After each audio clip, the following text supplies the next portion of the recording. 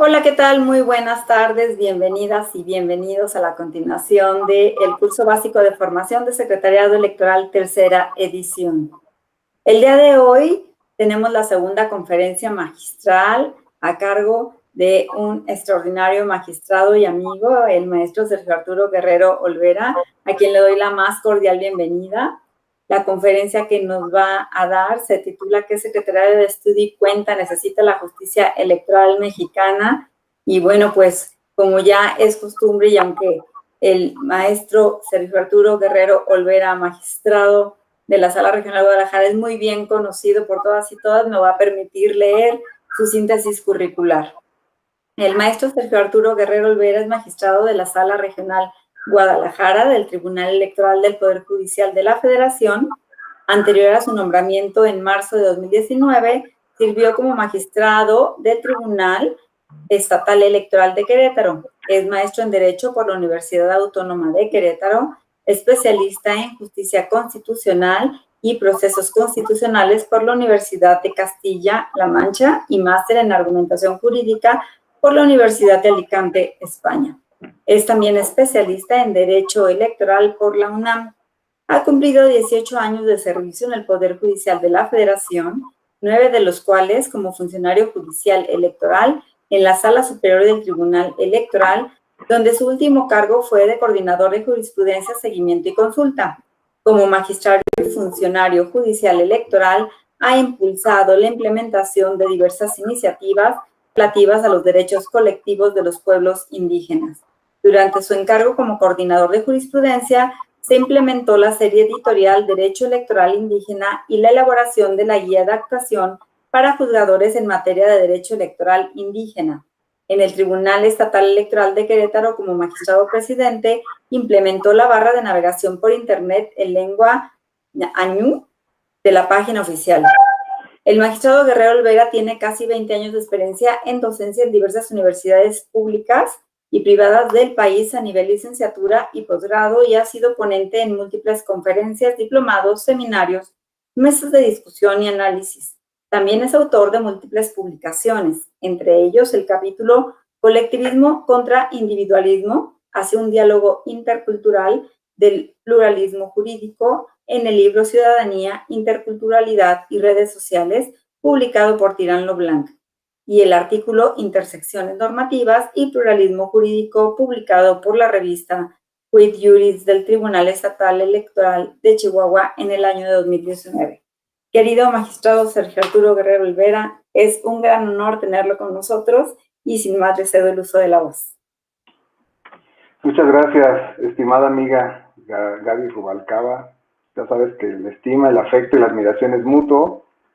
De verdad te agradezco mucho la invitación y obviamente saludo con mucha alegría y con mucho gusto a Ramón Hernández, también amigo, y a toda la gente de la Escuela Judicial Electoral que hoy nos acompaña, así como pues al alumnado que se une a esta capacitación, que pues en realidad ha sido un éxito más que se suma a estos de la Escuela Judicial. Muchas felicidades, Gaby, y a tu equipo también.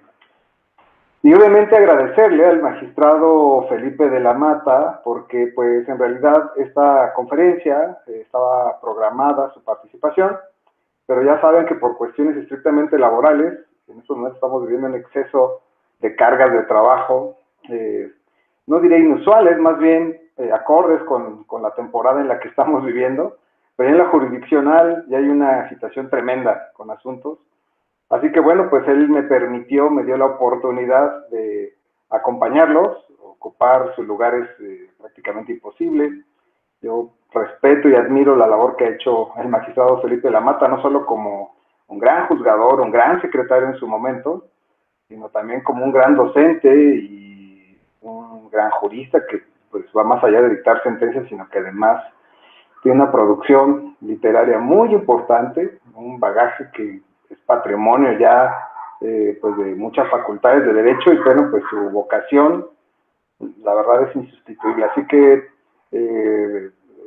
lamento mucho que en esta ocasión no nos haya podido acompañar, y también pues me disculpo con las compañeras y compañeros, porque en realidad pues me va a robar en mucho las ideas que tenía el magistrado Felipe para esta clase inicial, que no es la primera vez que se va a dar, ¿verdad, Gaby? Ya, si mal no recuerdo, esta es la tercera ocasión en que tenemos este curso, en el cual también yo participo con otros temas, pero pues que el día de hoy me toca compartir con ustedes algunas ideas que son, la verdad, ideas básicas que seguramente todos vamos a compartir, vamos a tener nuestra posición al respecto, pero pues que justo quisiera yo que se convirtieran más bien en un intercambio de opiniones, de experiencias.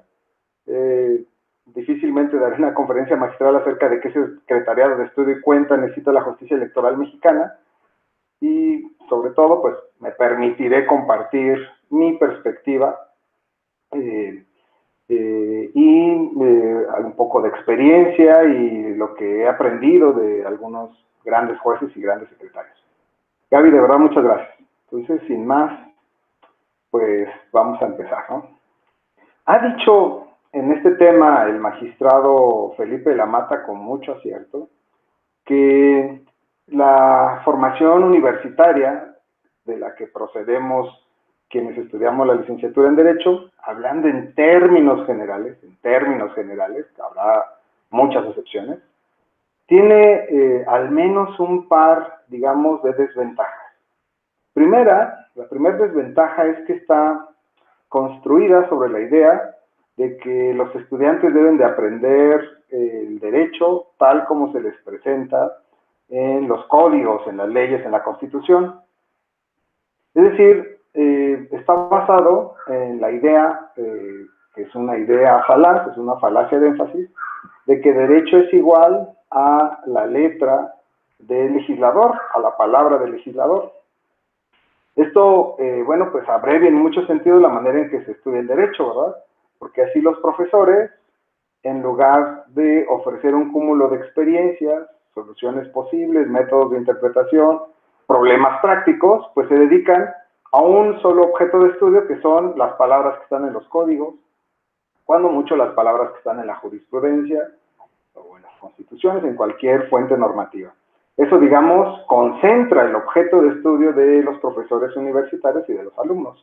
Eso facilita y sintetiza la manera en que aprendemos derecho, aprendiendo textos jurídicos. Pero bueno, ese es un gran problema, y por eso, por ejemplo, un gran jurista como Genaro Carrió decía que pues, los profesores hablan de derecho, y que los jueces, los abogados, los legisladores, usan el derecho. Y esta distinción entre usar y hablar del derecho, pues se palpa, repito, sobre todo cuando, por ejemplo, si recordamos nuestras clases básicas de teoría del derecho, de derecho civil, 1, 2, o sucesiones, o personas, pues prácticamente lo que estudiamos son disposiciones, es decir, enunciados normativos construidos por el legislador, un legislador con facultades soberanas, ¿no? Y entonces lo que estudiamos en realidad son disposiciones, son palabras, pero no palabras en acción. Entonces nos referimos y hablamos de ellas, pero no las usamos. Bueno, luego lo que pasa también es que pues cada profesor tiene, por otro lado, su propia perspectiva y su propia experiencia. Y tiene, digamos, un bagaje cultural, una reconstrucción histórica, sus propios libros, de tal manera que cada profesor universitario, pues, da cuenta de cómo ve el derecho, como no puede ser de otra manera, ¿no? No puede dar cuenta de cómo ven otros el derecho, no tan fácil al menos. Y entonces lo que aprendemos es una visión muy particular, omnilateral, dice Genaro Carrió, acerca de lo que es el derecho, ¿no? En el caso, por ejemplo, del derecho civil, derecho penal, pues siempre aprendemos las versiones a las que se afilia el profesor, ¿no? Si nuestro profesor es un profesor que el entusiasma o es alumno de Metzger, seguro, pues le gustará bastante el causalismo valorativo de la teoría del delito.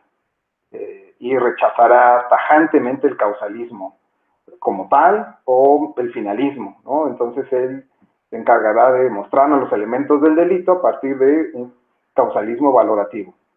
O si su profesor, tal vez, tuviéramos tanta suerte, ¿verdad?, fuera, no sé, Jacobs, pues tal vez estudiarían la teoría finalista de la teoría finalista de la acción como algo que es totalmente inadecuado y se dedicarían a una teoría absolutamente diferente de la teoría del delito, como es la teoría de la imputación objetiva, ¿no? Y entonces quienes estudiaran con ese profesor verían al derecho penal como un problema, sobre todo, de distribución de cargas sociales de trabajo, en lugar, por ejemplo, de conductas dirigidas por la voluntad, como lo ven los finalistas. Entonces, cada profesor tiene su propia versión y cada uno enfrenta las normas de forma distinta. Y luego, ¿qué pasa? Es que cuando salimos de la universidad, entonces nos enfrentamos a problemas diferentes, que son, digamos, extranormativos, problemas que no solamente se fincan en la forma en que leemos esas disposiciones, sino en una serie de cuestiones prácticas, de decisiones estratégicas y tácticas que nos plantean retos que jamás hubiéramos visto en la universidad, ¿no? En otras palabras, el taller de la vida nos enseña que las solas palabras no resuelven los casos, que hay que tener mucho más que conocimiento del derecho para resolver casos, ¿no? Claro, Genaro Carrió también en esto decía algunas genialidades, ¿no? Por ejemplo, decía que era necesario conocer el derecho, era condición necesaria conocer el derecho para ser un buen abogado, era condición necesaria conocer el derecho, pero no era condición suficiente para ser un buen abogado. O sea, puede haber bastantes que conocen mucho el derecho, pero eso no los hace buenos abogados. Fíjense bien qué genialidad nos enseñaba Genaro Carrió. Saber el derecho, conocer las normas, tener a la mano lo que dicen las disposiciones, los puede hacer buenos abogados, y es una condición sine qua non, pero no es condición suficiente para ser un buen abogado. Habrá abogados que teniendo todo el bagaje normativo y conociendo de memoria las leyes, de todos modos, no sean buenos litigantes, de todos modos no sean buenos jueces, ¿no? Y suele pasar, es decir, habrá, llevado allá acá las condiciones que estamos hablando particulares, pues habrá secretarios que sepan mucho de derecho electoral, que se memoricen la ley general de instituciones y aún así sus proyectos sean no tan buenos, ¿no? Esto, digamos, es la ecuación a la que nos mostraba Genaro Carrió para demostrar que no basta con conocer el derecho, porque sí es necesario, pero no basta, sino que además habrá que generar otras habilidades muy importantes. Y bueno, entonces, como en la universidad no nos enseñan a resolver problemas prácticos, y el derecho, sobre todo para los secretarios, es resolver problemas prácticos de la vida real, de la vida cotidiana, planteamientos de las partes, posiciones jurídicas, pues no hay más de otra que aprender, pues, digamos, en el taller de la vida, ¿no? ¿Cómo se aprendía o cómo se aprende en la mayoría de los casos? Bueno, en mis épocas, uno buscaba ser meritorio de algún juzgado, de algún tribunal, era como más fácil, ¿verdad? Y pues ahí empezabas a coser expedientes y luego te confiaban en un acuerdo, te enseñaban, no cobrabas, y pues si tenías intención y había un buen maestro, por ahí un secretario te enseñaba a hacer buenos acuerdos y luego a hacer buenos proyectos, según buenos proyectos, ya veremos qué es buen proyecto, ¿no? Al menos proyectos que aprobara tu titular. Eso era antes, pero creo que ahora se ha complicado bastante. Ahora, por ejemplo, el acceso al Poder Judicial, al de la Federación, al de los juzgados de distrito colegiados, para eso, primera, pues necesitan ya tener un título, ¿no? O hacer prácticas profesionales, ser elegidos mediante pues, un procedimiento, yo diría burocrático, en el que solamente unos cuantos pueden acceder a ese tipo de enseñanza práctica, ¿no? Entonces, creo que ahora es más difícil tener una escuela así. En mi época, cuando yo empecé en un juzgado mixto municipal, de esos que ven asuntos de cuantía menor, había un curso muy famoso, al menos en mi estado, que era el curso para meritorios, un curso jurídico para meritorios, imagínense nada más, ya la meritoria ya hasta desapareció, ¿no? Ya nadie, por derechos fundamentales, nadie quiere tener ya meritorios, porque pues, es un trabajo sin remuneración, pero en aquel entonces se valoraban los méritos, y en la escuela de meritorios, en el curso, primer curso, que nada más fue uno, ya después nunca más lo volvieron a repetir, al menos en mi estado, en el único curso para meritorios, Nos enseñaban desde coser un expediente, agregar constancias, hacer razones, el auxilio en la elaboración de acuerdos, la relación de documentales, un montón de cosas básicas que la verdad a la larga pues sí nos sirvieron bastante, ¿no? Hacer documentos de trabajo.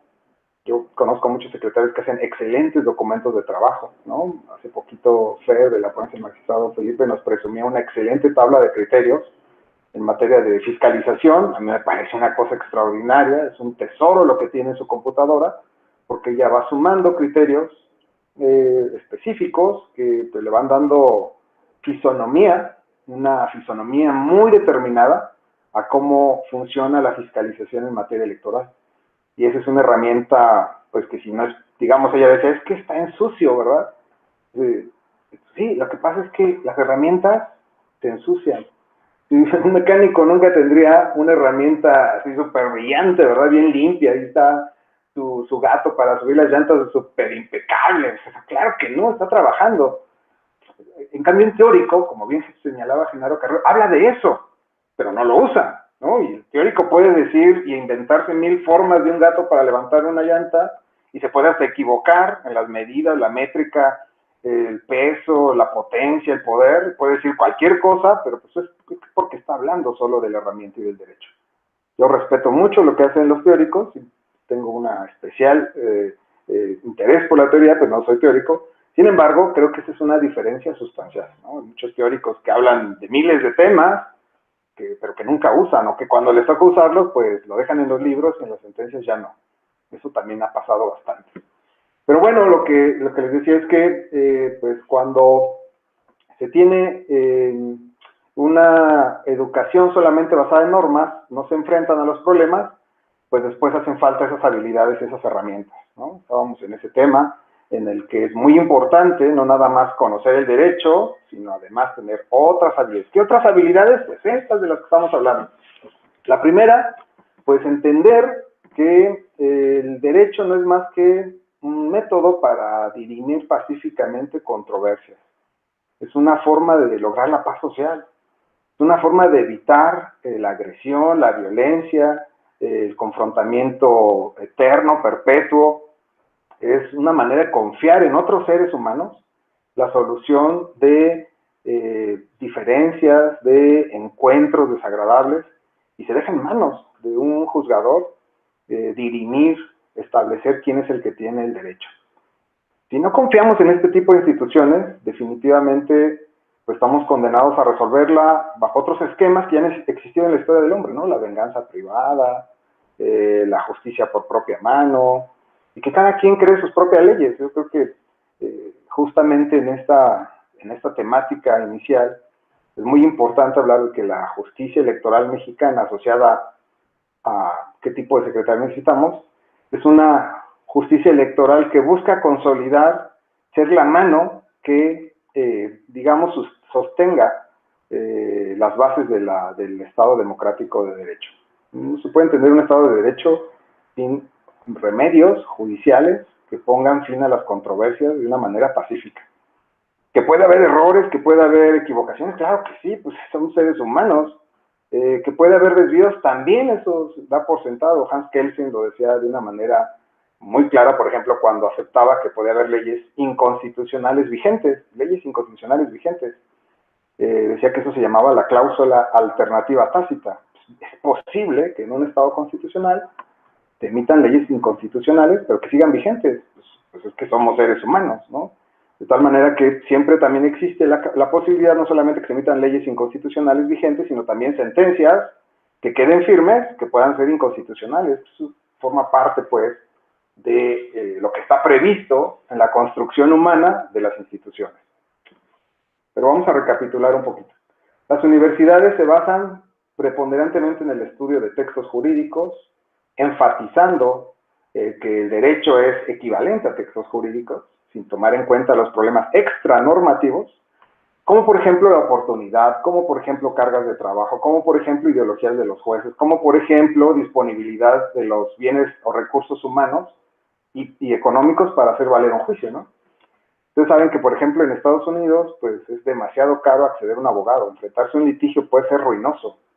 En México también. Entonces es un problema extrajurídico que muchas veces no se discute en las aulas, ¿no? Luego escucho grandes profesores dicen, no, es que aquí debía haber ofrecido una prueba pericial W. Pero nunca se pregunta siquiera si hay peritos en ese lugar disponibles para esa prueba. Nunca se pregunta siquiera cuánto cuesta ese peritaje. ¿Cuánto es lo que le representa a la actora y al abogado presentar ese peritaje? ¿Cuánto tiempo se va a llevar ese peritaje? Son problemas extranormativos de los cuales no basta con conocer el derecho, como decía Genaro Carrió, sino además hay que aprender a usarlo. Hay que tomar decisiones tácticas y ver si esa prueba sale demasiado cara, pues cómo sustituirla por otra, o cómo evitar su desahogo y aún así tener éxito en la contienda, ¿no? Pues son decisiones que no nos enseñan en la escuela. En ese sentido, como bien ha señalado el magistrado Felipe Lamata, yo coincido, la educación universitaria adolece, pero tal vez no sea un vicio propio o solamente creado o malicioso, sino que, bueno, por la forma en que se estudia, pues no puede o no ha sido viable estudiar los casos frente, digamos, a lo que llamaban la interpretación operativa, el derecho en acción. Muy bien. Bueno, si esos son los defectos que tiene nuestra formación universitaria, ¿cómo podemos llegar, a pesar de eso, a ser buenos secretarios de estudio y cuenta? Porque aquí lo que debemos entender es que un secretario de estudio y cuenta no solamente recita las leyes, ¿verdad? No solamente las describe y habla de ellas. No sé si se acuerdan de la fábula del zorro y el lobo, de Esopo, ¿no? Un zorro cae a un pozo, y entonces pide ayuda, pasa un lobo, y el lobo le dice, oh, ¿qué te pasó? Y el zorro dice, ayúdame, sácame de aquí. Y el lobo pregunta, oye, ¿cómo te caíste? Y el zorro dice, a ver, sácame de aquí, por favor, me estoy ahogando. Urge que me saques. Y el lobo sigue preguntando, ¿te resbalaste? ¿Está frío el agua? ¿Es muy hondo allá abajo? ¿No sabes nadar? Y sigue el zorro allá abajo, ¿me voy a entender? No ejecuta ninguna acción. Eso puede pasarnos a veces con nosotros. Hacemos preguntas acerca del derecho, pero no tenemos resultados. Ante la desgracia, decía Esopo, la forma es ejercer la acción. Entonces, muchas veces hay secretarios o juristas que les encanta hablar de derecho, que les encanta traer a colación miles de sentencias, miles de documentos, pero que no son capaces de construir la respuesta de un agravio, ¿no? Entonces, por ejemplo, esta es una cosa, repito, sobre el mismo tema, que deben tomar mucho en cuenta, ¿no? Repito a Genaro Carrió, y es muy sabio, quiero pontificar acerca de lo que dijo Genaro Carrió. No es lo mismo hablar del derecho que usar el derecho, ¿no? Entonces, les pongo un ejemplo de esto. Si a un secretario se le pregunta, oye, ¿qué opinas, por ejemplo, de las normas inconstitucionales que ya han sido declaradas constitucionales, pero que ahora, de las cuales ahora se propone una interpretación conforme? Y entonces el secretario contesta, en Francia, WXY. Yo vi una sentencia un día, hace mucho, que en Nuremberg dijeron tal o cual o cual. ¿Está usando el derecho? Está hablando del derecho. Hasta ahí solo está hablando del derecho. Es un lobo que dice, hace frío allá abajo, ¿cómo te caíste? Conozco un pozo más grande. Está solamente hablando del derecho. Y luego Tomás dice, te voy a mandar un ensayo. Si a ustedes les dice ese secretario, te voy a mandar un ensayo de alguien que escribió algo buenísimo de ese tema, creo que ahí viene algo de lo que tú necesitas, o te voy a mandar un libro para que leas. No, pues está hablando de derecho, pero no está usando el derecho, ¿verdad? Eso digamos, lo que Genaro Carrió dice está bien, este señor conoce derecho, esa señorita, este secretario, secretaria conoce derecho, pero no sabe usar el derecho. Porque realmente lo que el otro secretario o secretaria está pidiendo, pues es una solución, no un recuento histórico, teórico, multilateral, internacional, de lo que han dicho muchos acerca de ese tema. Y yo no digo que no, o sea, sí, realmente a nosotros nos gusta hacer eso. Tenemos mucha extensión y nos encanta ver lo que han hecho en otros lugares, pero una vez que ya se vio, sí necesitamos acción. Y queremos que nos digan cómo todo eso puede resolver mi caso concreto. Es decir, entonces es mejor secretario quien además de eso, repito, además de eso, no sin prescindir de esos criterios internacionales, doctrina, teoría, además de eso, es capaz de decir, mire, este agravio se puede contestar así, pues. nos podemos afiliar a una teoría de la interpretación constitucional que señala que hay dos momentos en los que se puede validar una norma por conforme al test de constitucionalidad. Una es el derecho en dos tiempos. Uno, cuando se analiza su constitucionalidad disposicional, y otra, cuando se analiza su validez interpretativa. Y entonces yo voy a lo voy a responder así. Yo voy a responder ese agravio de esta manera. No obsta que se haya declarado la validez disposicional, porque para el caso concreto, además, se necesita una interpretación conforme. Y aquí están todos los párrafos con los cuales resuelvo esta problemática. Ese señor o esa señorita sí que usó el derecho. ¿Sí se ve la diferencia o no? Ese lobo sacó al zorro del pozo. No lo dejó en el pozo preguntándole por qué cayó en el pozo y cuánta agua hay ahí y que no sé qué. Entonces, la gran diferencia entre usar y hablar de derecho, ¿sí? Entonces, lo que uno tiene que entender, entonces, recapitulando, es que si la universidad nos enseña puros problemas abstractos de normas que no están en acción, normas inertes, pues un buen secretario debe tener las habilidades suficientes para poner en acción el derecho, para sacar al zorro del pozo, para simple y sencillamente presentar un texto que ofrezca respuestas concretas a los agravios. Así de simple. Ese es un muy buen secretario, muy buena secretaria, ¿no? Entonces, lo que les decía es que para ese tipo de cosas es muy bueno tener herramientas. Ahora que hay mucho trabajo, me estoy acordando de estas herramientas. Estaba a punto de decirles al equipo de ahí de la ponencia con los que trabajo y con los que trabajan conmigo, que si se ponía demasiado complicado el tema de tantos asuntos, yo iba a ponerme a hacer proyectos, ¿no? La verdad es que no sería la primera vez que lo hago. Yo realmente fui secretario de 18 años y luego en el juzgado, en el Tribunal Local de Querétaro, éramos tan poquitos que siempre me tocaba hacer proyectos. Pero ¿saben qué? Preferí no decirles ya nada porque la verdad me faltan mis herramientas. Y este es el tip que les quiero dar. Cuando yo decía, no hombre, yo resuelvo lo que hace por ahí un secretario que veo, en 2 días yo lo hago en 30 minutos, ¿no? Según yo, pero ya es falso, eso no es verdad. Eso ya no es verdad. Tal vez antes, cuando estaba el secretario, sí, pero ahora ya no. Porque me faltan todas mis herramientas. Y aquí van los tips así concretos. Como en la universidad no me lo enseñaron, yo hago mis documentos de trabajo. Y tenía en mis archivos de la computadora una serie de párrafos de respuesta que me permitían contestar de inmediato muchísimos agravios que son muy comunes, ¿no? Por ejemplo, tenía toda una serie de párrafos para contestar, ya hechos, ya muy abstractos, para contestar, por ejemplo, los errores de dedo, ¿no? Esos errores en los que se equivocan de año, de fechas, pues hay unos cerca de 20 casos distintos, ya trabajados por la jurisprudencia, de cómo se pueden subsanar ese tipo de errores en los nombres, en los números de expediente. Ya, yo tenía todos, entonces, pues eso me abreviaba el trabajo. También tenía temas de nulidad, una base de datos gigantesca de nulidad, el cambio de casillas, de horarios. Tenía mi base de datos cerca de los partidos, los estatutos, las normas que se habían vencido. Tenía una cadena del tiempo, una mapa conceptual acerca de cuántas modificaciones había tenido, por ejemplo, el Partido Verde Ecologista de México, que fue un dolor de cabeza en su época, cuántas veces se declararon inconstitucionales sus estatutos, y todas esas herramientas me permitían ir acumulando respuestas para facilitar la manera en que abordaba los asuntos. Hoy no tengo esas herramientas y seguro batallaría mucho para hacer un buen proyecto. Yo creo que un buen proyectista sabe que lo que aprendió en la universidad en abstracto no le va a servir sin herramientas para resolver casos prácticos.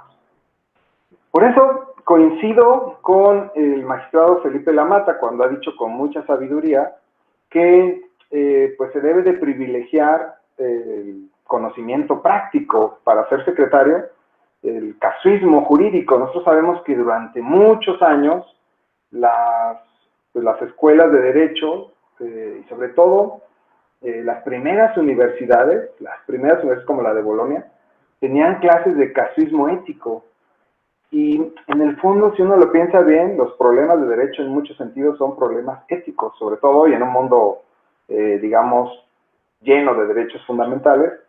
Todos los problemas de derechos fundamentales, como dicen los que saben, en el fondo no son más que problemas éticos. Entonces, si supiéramos, si tuviéramos muchas herramientas de cómo resolver el casuismo ético, pues podríamos también resolver muchos problemas concretos. Felipe Lamata ha dicho con mucha sencillez, pero con una claridad impresionante, que él aprendió de los mejores jueces y de los mejores secretarios. Yo les digo algo, pues un buen secretario o una buena secretaria, estoy de cuenta, se notan a leguas. Todo el mundo sabe en los tribunales, en las salas, quiénes son los mejores elementos, hombres o mujeres, que hacen los mejores proyectos. En mi época había bastantes, en sala superior, como ahora seguro, había bastantes, unas personas que crearon prácticamente pues, las nuevas instituciones de derecho electoral, ¿no? El procedimiento sancionador que no estaba, los incidentes de recuento, de nuevo escrutinio y cómputo, toda la perspectiva intercultural. Tal vez en mi época no fuimos los creadores de la perspectiva de género, eso fue una generación después, pues siempre ha habido grandes secretarias y secretarios. Entonces, yo creo que una manera de aprender es leyendo los mejores proyectos de cada ponencia, de cada sala, de la Suprema Corte, aprender a leer otro tipo de sentencias.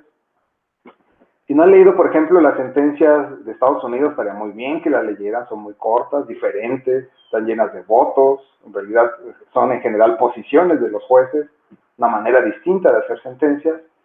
Si no han leído las de la Corte Interamericana, bueno, pues tómense un día una beca y léanlas, son larguísimas, pero son muy buenas, muy bien hechas.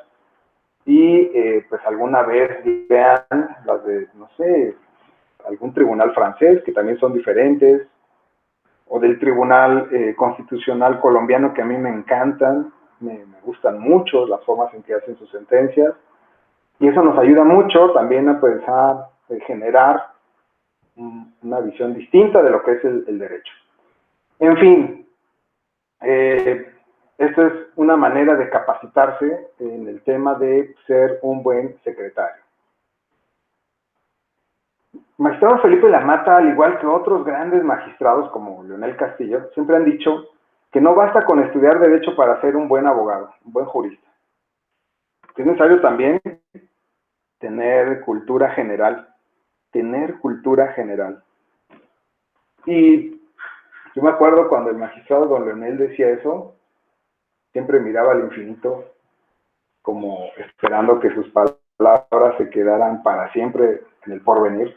No, ni te veía a ti, veía al infinito, ni veía su librero, ni su escritorio, veía al infinito, a la nada. Y decía, no me importa si usted no sabe derecho, yo aquí le enseño, pero sí quiero que tenga cultura general, ¿no? ¿Cómo anda usted en historia? ¿Cómo anda usted en literatura universal?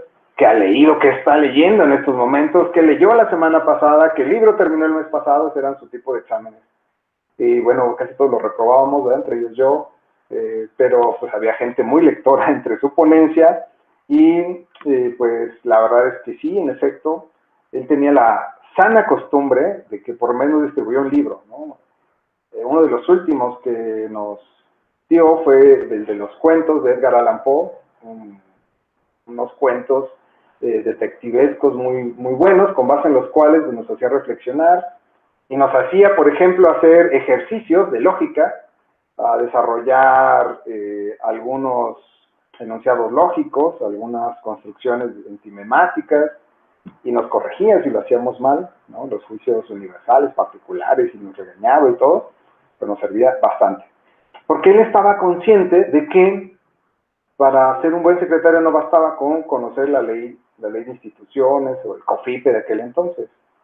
También había que conocer algo de lógica, para no incurrir en vicios lógicos, algo de retórica, para persuadir, para convencer, algo de teoría del lenguaje, algo de pensamiento crítico. Hace poquito, Gaby, encontré entre mis libros una pequeña tarjetita que dice cómo plantear un problema, y lo primero que decía cómo plantear un problema era separe los enunciados problemáticos. Es una tarjetita que todos traíamos casi en nuestra cartera, todas y todos. Entonces, cada vez que nos llegaba un asunto, o sea, primero, vea su tarjetita, ya hizo lo primero, el paso 1, 2, 2, plantee una estrategia, 3, divide el trabajo, y en una guía completísima, en una sola hojita así, que hasta estaba enmicada, ya está toda café, de tan viejita que está, nos decía todos los pasos que había que hacer para enfrentar problemas, y eso nos ayudaba bastante para enfrentar pues, los primeros grandes tsunamis que hubo en aquella época, ¿no? Hoy ya son más gigantes, más grandes, pero yo creo que era muy importante, es muy importante tener ese tipo de herramientas, documentos de trabajo, compilaciones de criterios, un método de análisis de problemas. Está muy bien tener nuestro propio método, tener ese test de cómo abordar problemas. Y número 3, estudiar no solamente derecho, sino otro tipo de conocimientos, tener otro tipo de conocimientos. Luego, viene este otro tema. Si quieren, voy resumiendo. Lo que hemos dicho hasta ahora es que en la universidad no nos enseñan a ser secretarios, resolver problemas prácticos, sino que en la universidad nos enseñan a aprendernos disposiciones en abstracto. 2, que para ser secretario se necesita resolver problemas prácticos y tener herramientas. ¿Qué tipo de herramientas? Bueno, ya dijimos, nuestros propios compilados de criterios tematizados en nuestra computadora que sean trasladables a un documento de trabajo, un resultado. 2, también necesitamos pues abrevar de otras fuentes jurídicas, diversificar nuestras fuentes de conocimiento, Y 3, pues irnos con los mejores y las mejores secretarias, ¿no? Siempre habrá alguien que destaca porque razona muy bien, piensa distinto, es disruptiva, lateral, tiene soluciones diferentes y siempre tiene una perspectiva integral del derecho, ¿no? Entonces eso, hasta ahora estamos en eso. Me quedan 2 temas rápidos que quiero plantear con ustedes, que el magistrado Felipe de la Mata, me parece, lo señaló de muy bien hecho. Lo hizo muy bien y quiero comentarlos con ustedes. Él dice que un juez necesita ser progresista, necesita ser democrático. Esto, claro, implica una afiliación ideológica. Es decir, ¿queremos ser jueces conservadores o queremos ser jueces progresistas? Queremos ser jueces que estén a la vanguardia, que hagan cambios, provoquen revoluciones jurídicas, o queremos ser jueces que conserven la paz tal como está, que respeten, sean muy diferentes con el legislador y que por tanto sean poco creativos. Yo no quiero decir que ni uno ni otro sean buenos ni malos, ¿no? La verdad es que en el derecho electoral en México al menos sí se ha distinguido porque la gran generalidad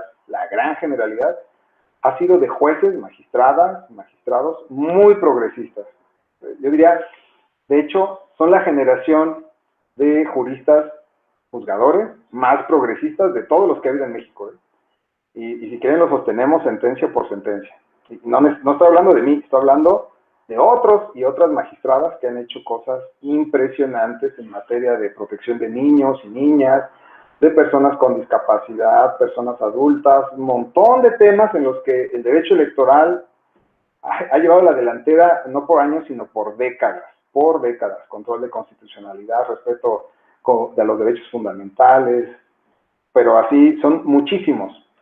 No quiere decir que los conservadores no sean una ideología adecuada o buena, yo no quiero decir eso, simplemente creo que en mucho se debe a que los actores políticos, los partidos, el derecho electoral en sí, pues siempre amerita soluciones nuevas. Hay demasiada creatividad allá afuera en la litigada electoral, hay mucha creatividad de los políticos y actores políticos y partidos, de tal manera que los jueces también se han visto necesitados de soluciones diferentes que a veces no están en la letra de la ley y que pues en conjunto, en esa interacción, han permitido crear soluciones muy progresistas. Yo me afilio a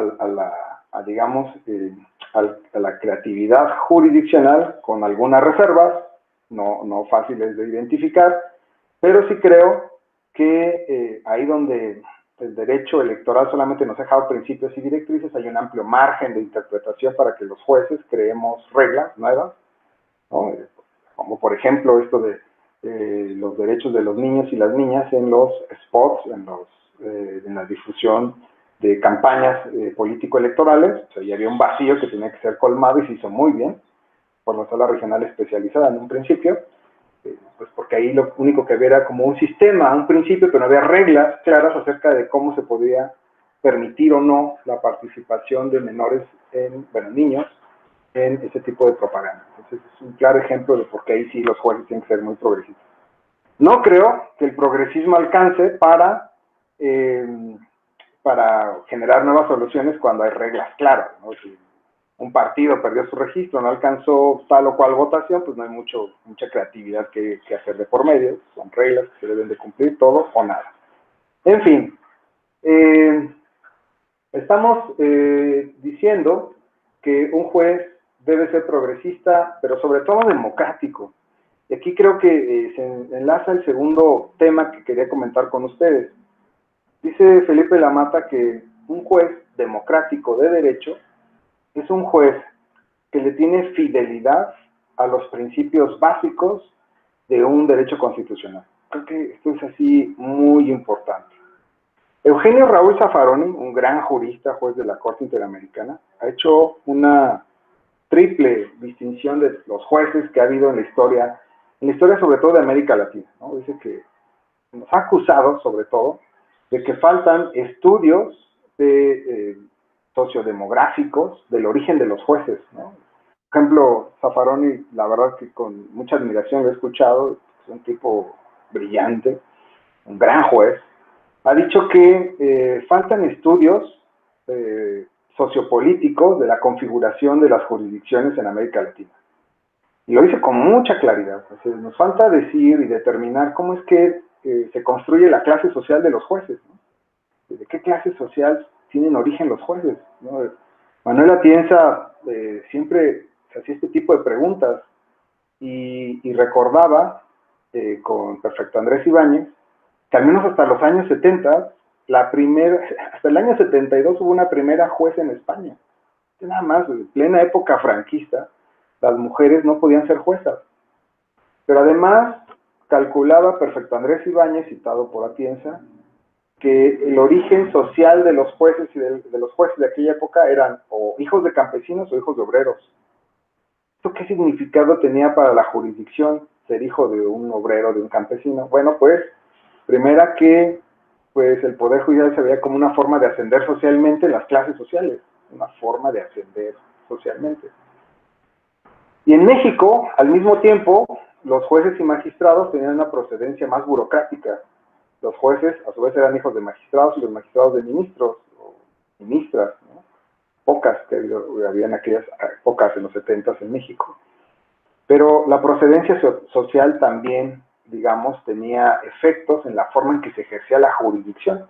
El exministro José Villegas publicó un libro acerca de cómo, por ejemplo, el régimen político hegemónico contribuyó a la gran cerrazón política que había en los años 60 en México, ¿no?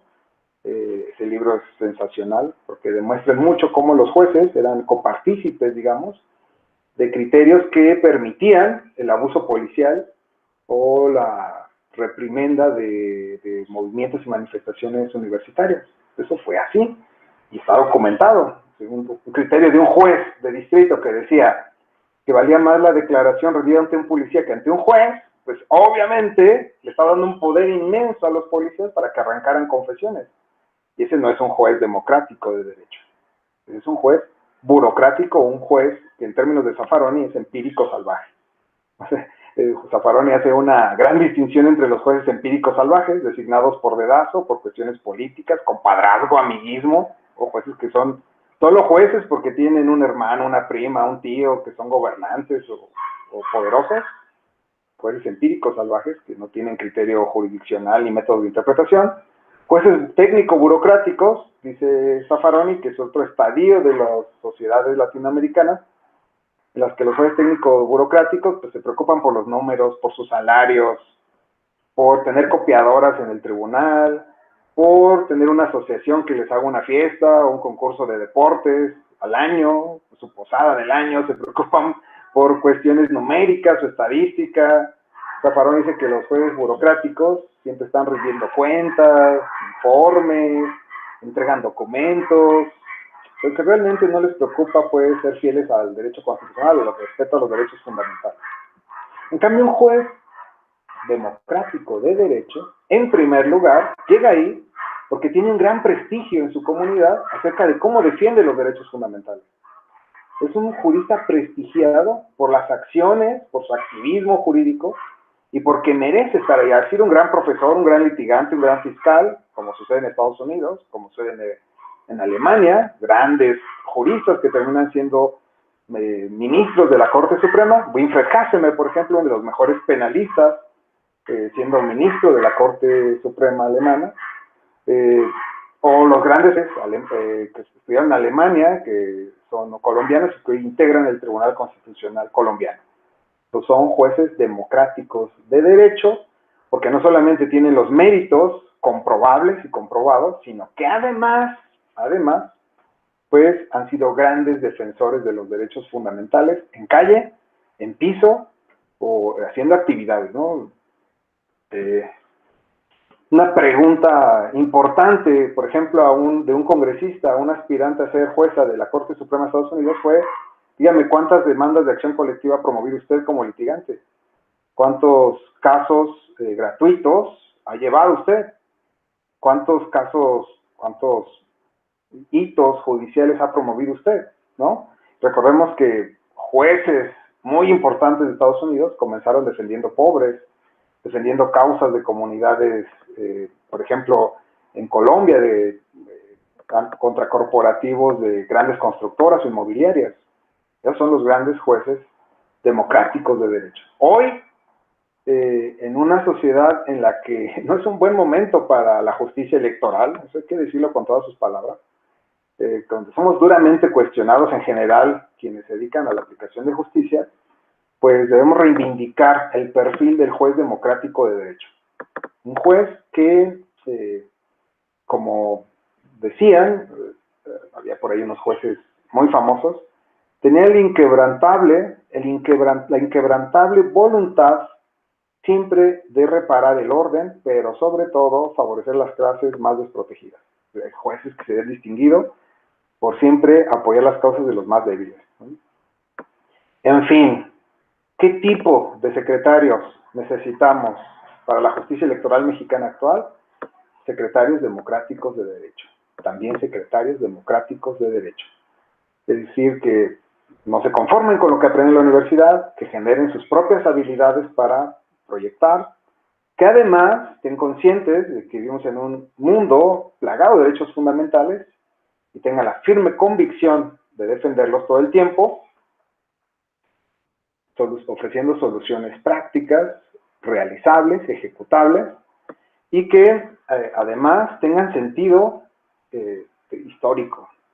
Estamos en un momento histórico, no podemos mantenernos al margen de los problemas que vivimos como país, como sociedad, como planeta, y un secretario que no esté consciente de todo eso y que solamente vea números, un expediente más en su escritorio, un número más que sale en la estadística, en el listado de asuntos, pues será un secretario técnico burocrático, ¿no?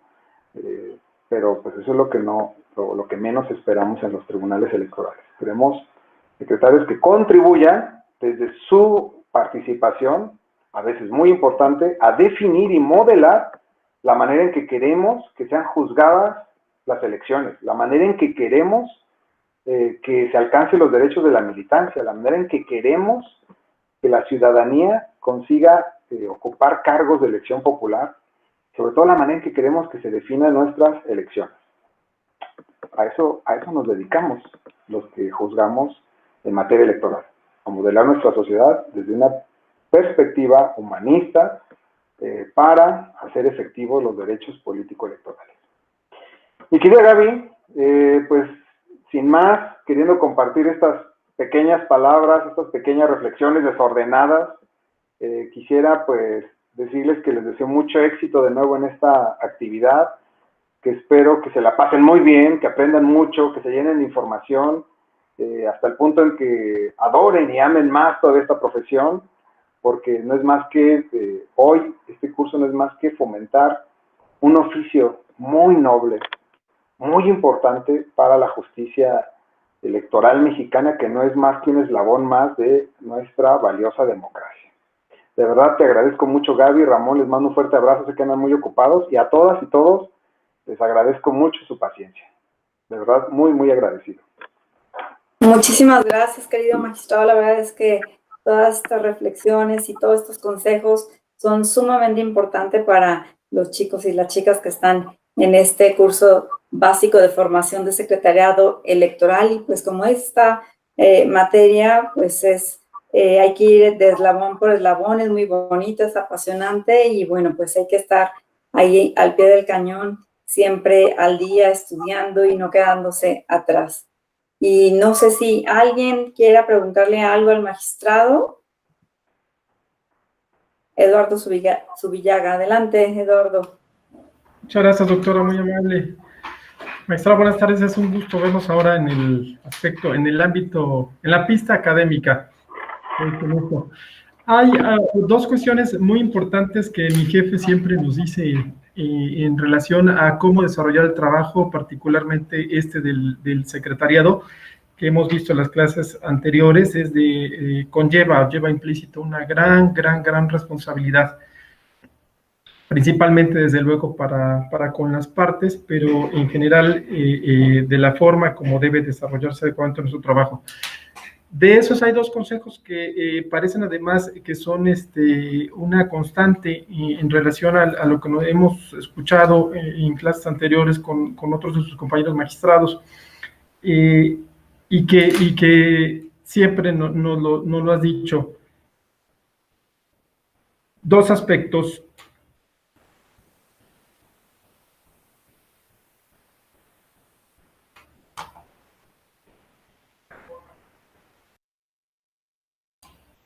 Perdón, ¿se escucha? Sí, ya te escucho, ya estás ahí. Nunca hay que dar nada, por supuesto, por sentado, nunca hay que dar nada por hecho.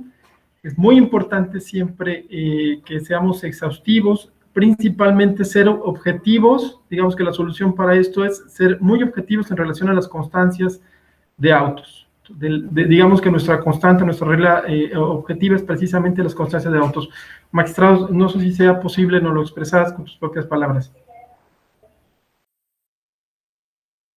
Claro que sí, Lalito. La verdad es que tengo ahí unas frases de cliché ya muy hechas, ¿no? Esto de los 4 arreglos toltecas. O sea, el primero, ¿se acuerdan? Los toltecas, según lo que escribían, eran muy cuidadosos de lo que hablaban. Entonces tenían una primera regla que era, pues, siempre habla impecablemente. Es increíble esta regla. Siempre habla impecablemente. Si no puedes hablar bien, mejor no hables. Tú, Wittgenstein, yo siempre lo comparo con Wittgenstein, ¿no? La regla número 7 del Tractatus Lógico Philosophicus era de lo que no se puede hablar es mejor callar. Entonces, si usted va a hablar y va a hacer un proyecto, hágalo bien. Use el lenguaje adecuado. Utilice las palabras adecuadas. Hay veces que luego yo veo como 4 párrafos explicando que hay una relación entre 2 partes y no sé qué, y el magistrado casi decía, bueno, si hay una palabra que designa todo eso, úsela. Se llama litis consorcio. Todo lo que usted dijo en 2, 3 páginas es un litis consorcio. Y hay pasivos, y hay activos, y hay unos necesarios, y otros que no son necesarios. ¿Cuál es este? Ah, no, pues es un litis consorcio. Pues ya dígalo en un párrafo, ¿para qué se avienta 2 páginas, no? Entonces, la primera regla tolteca, Lalito, es hable impecablemente. Igual en las cuentas, por favor. Luego en las cuentas dicen tantas y tantas palabras. Y en esto me acuerdo de un actuario que estaba conmigo cuando yo empezaba de meritorio en un juzgado de distrito. Y en sus cuentas me dice, ustedes dicen pura palabrería inútil, ¿no? Así nos decía.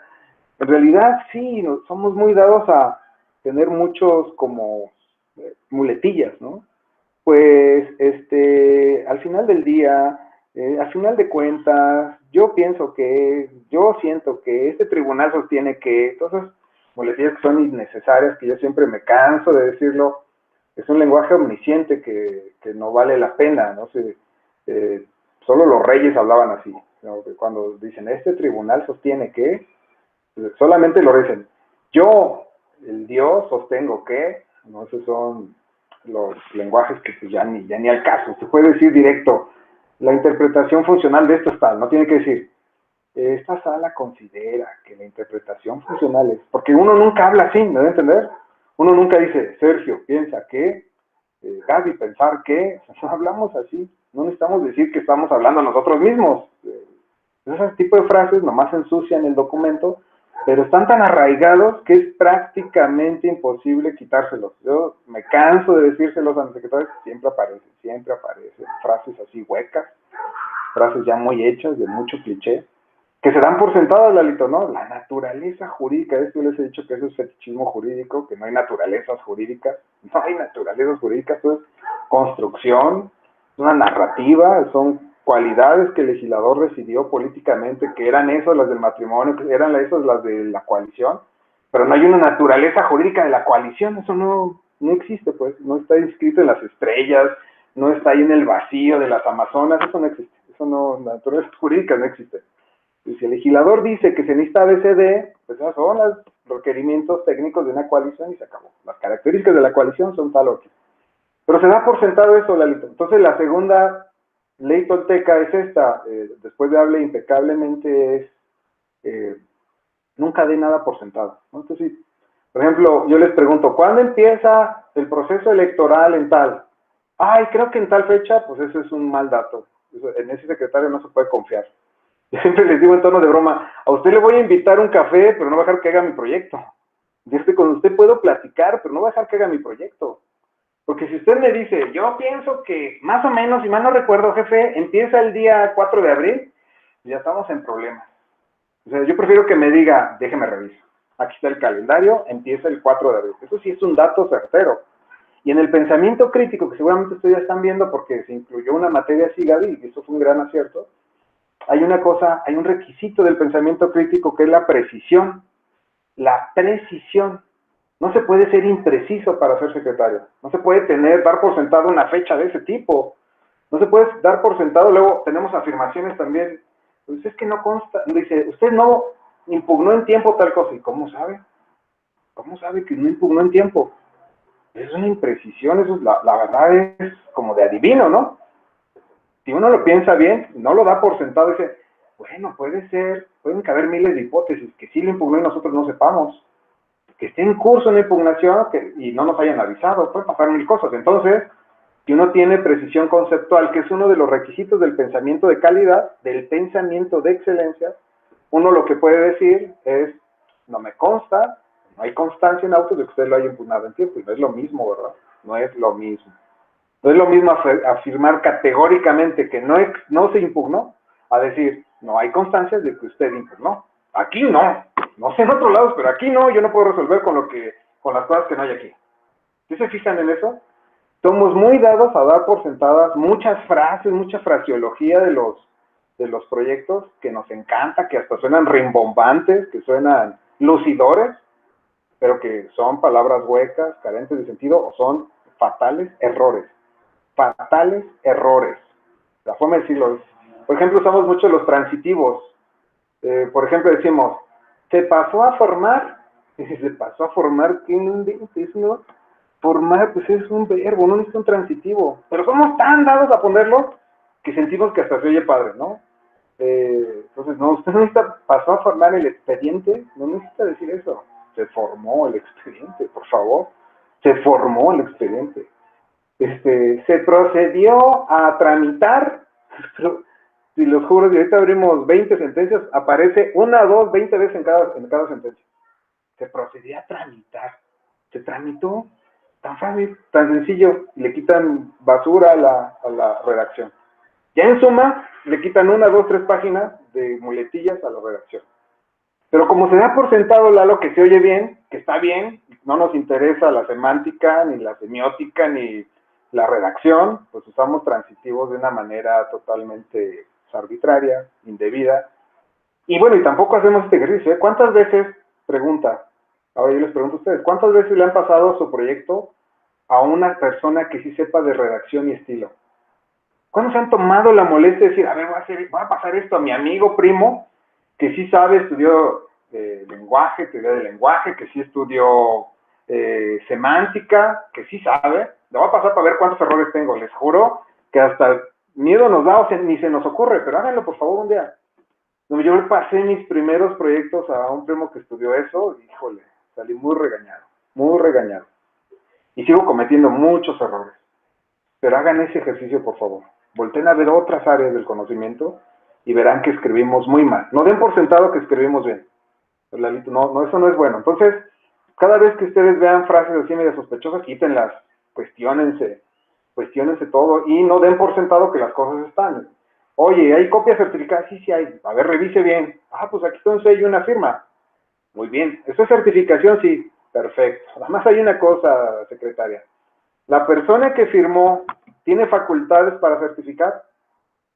Usted dio por sentado que con la firma bastaba y con el sello bastaba, ¿verdad? Pero ya vio si los estatutos, fíjese que no, porque este es un secretario técnico y esos no tienen facultades. Es más, es el mismo presidente del comité, no tiene facultades para certificar. Usted vio un sello y vio una firma y dijo, ya está certificado. Hasta más dice certifico. Pues, podrá decir misa, diga, pero si no tiene facultades, esa certificación no vale. Y luego, no, si tiene facultades, fíjense, tiene el sello, si tiene facultades, ok. ¿Y ese expediente que certificó forma parte de sus funciones? ¿O es de un expediente en el que no tiene nada que ver? No es de un expediente que entonces no vale su certificación. Entonces hay jurisprudencia. No de nosotros, pues, nosotros, en el sistema jurídico en general. No hay que dar nada por sentado. Un secretario cuestiona absolutamente todo y confirma la información. Un secretario, un buen secretario, una buena secretaria, no da por sentada las cosas. Confirma la información y tiene extensión, estudia todo lo que tiene que estudiar y tiene profundidad y escarba todo lo que tiene que escarbar.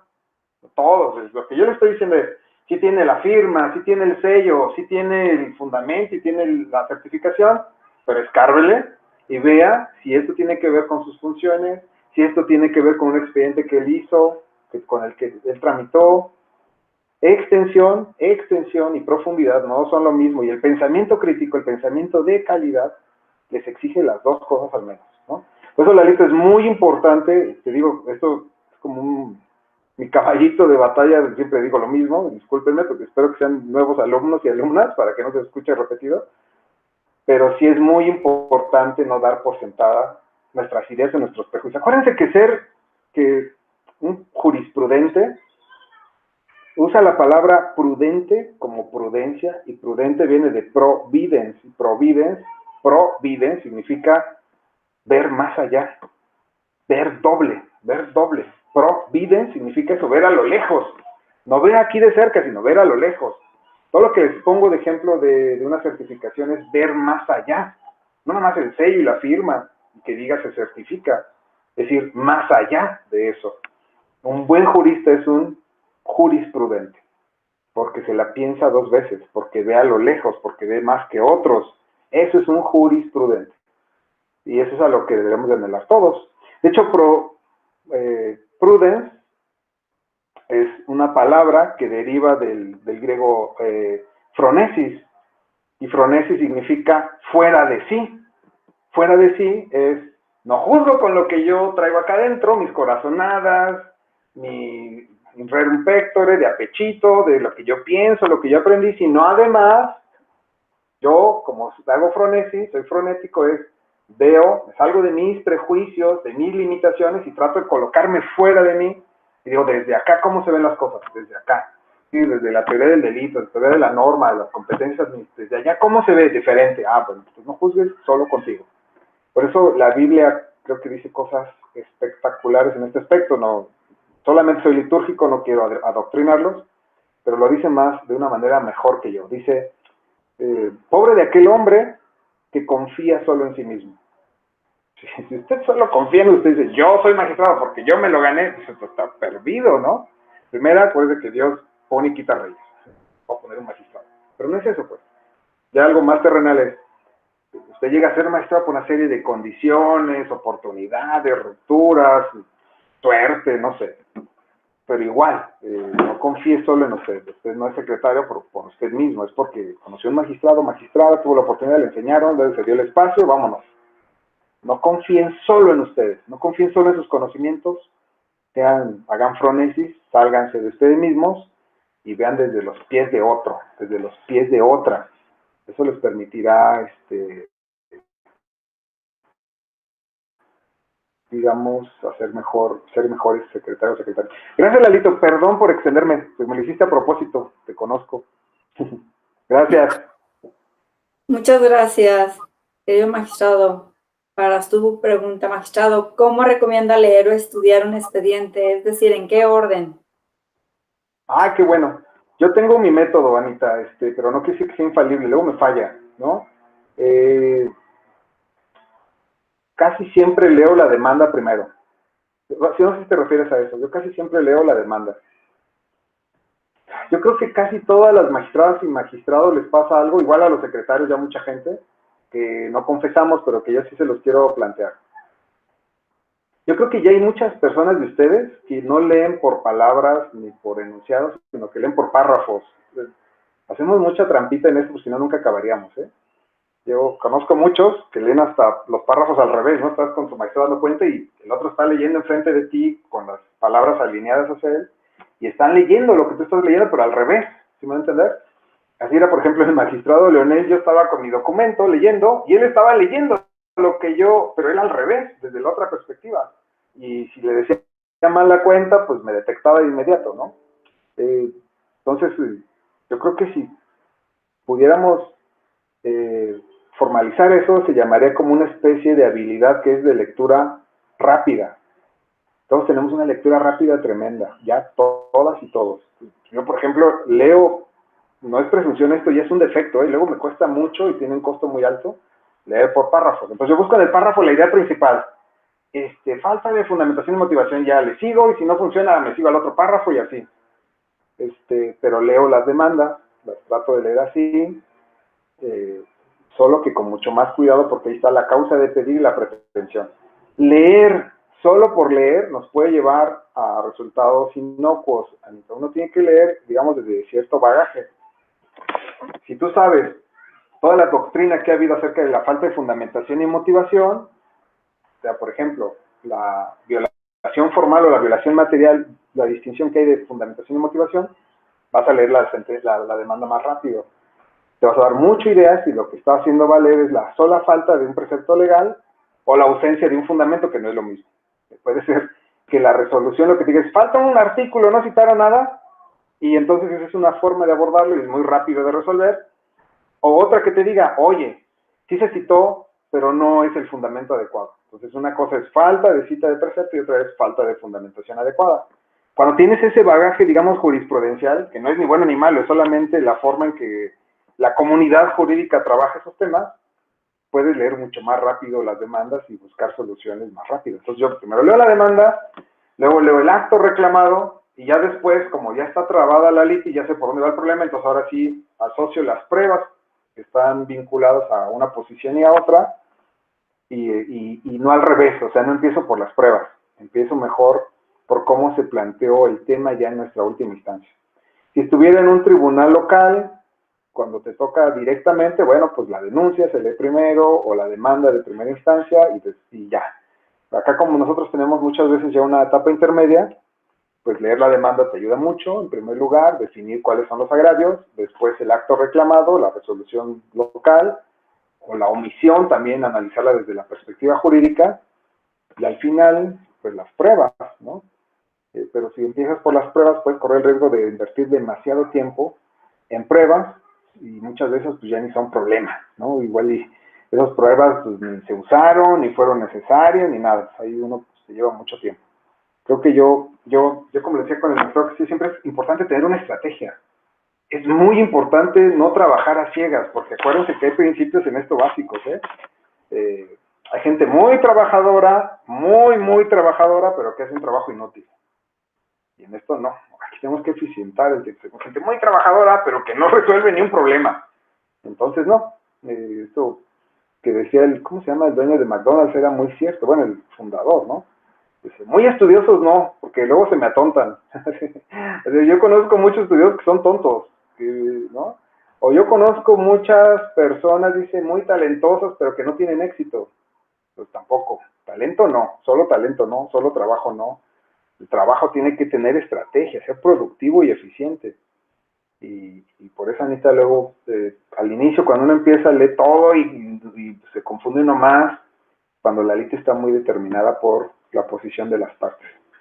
Pero bueno, no sé, debe haber más recomendaciones que ahorita no las tengo a la mano, pero que prometo pues pasártelas cuando estemos platicando de eso. ¿Qué más, mi Gaby? Muchas gracias, querido magistrado. Pues si no hay ninguna otra pregunta, te agradecemos muchísimo, querido amigo, haber estado con nosotros. Excelentes consejos para todas, para todos.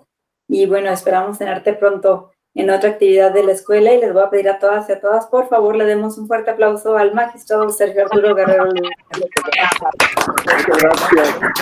Muy amable. Un gusto saludarlos a todos.